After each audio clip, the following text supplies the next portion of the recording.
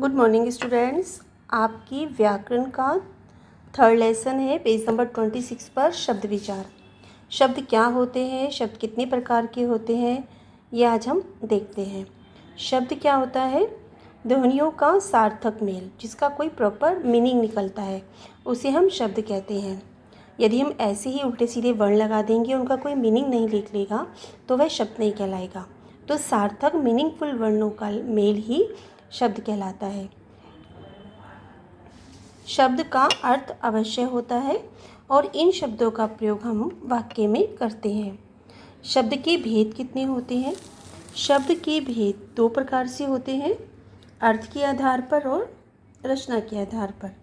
अर्थ के आधार पर शब्दों के भेद सार्थक और निरर्थक।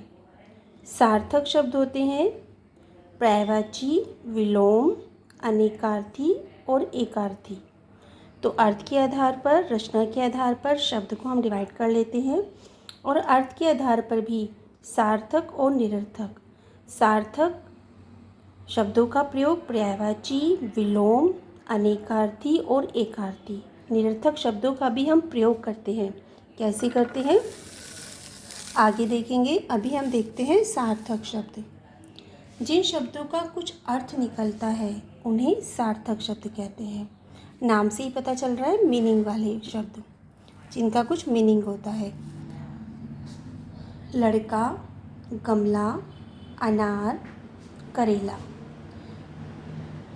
इन शब्दों में वर्णों को प्रॉपर मैंने अच्छे से लगाया गया है, इसलिए ये सार्थक बने हैं।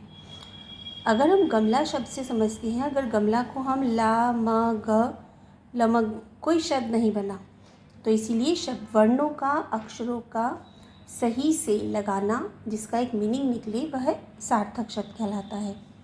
सार्थक शब्द के अंतर्गत पर्यायवाची सबसे पहले देखते हैं।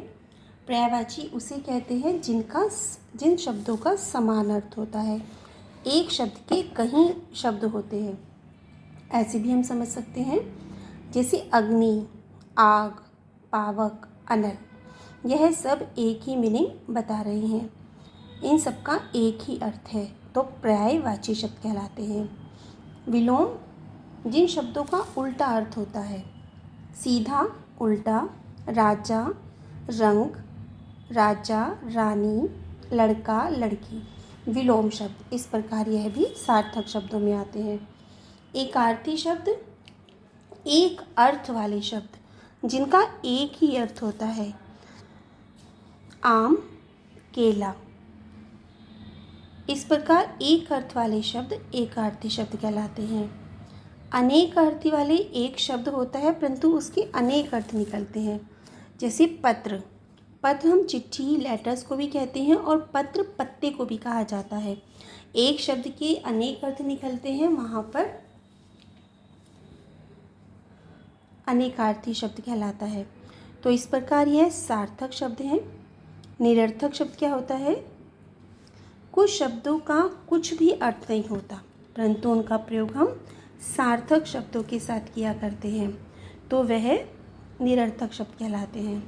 हम अपनी सामान्य भाषा में बोलते हैं खाना वाना, खाना खा लिया, खाना वाना खा लिया, पानी वानी पी लिया, चाय वाय ले ली।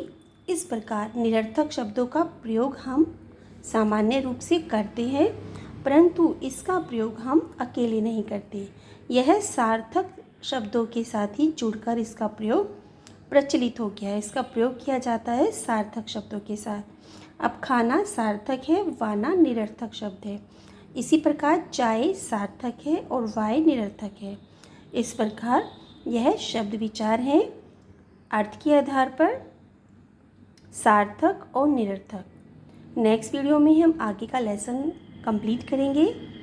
तब तक आपको यहाँ तक 26 और 27 इसको अच्छे से रीड करना है और समझने का प्रयास करना है, और इसका बुक वर्क भी बुक की लेसन की सहायता से आपको कंप्लीट करने का अभ्यास करना है।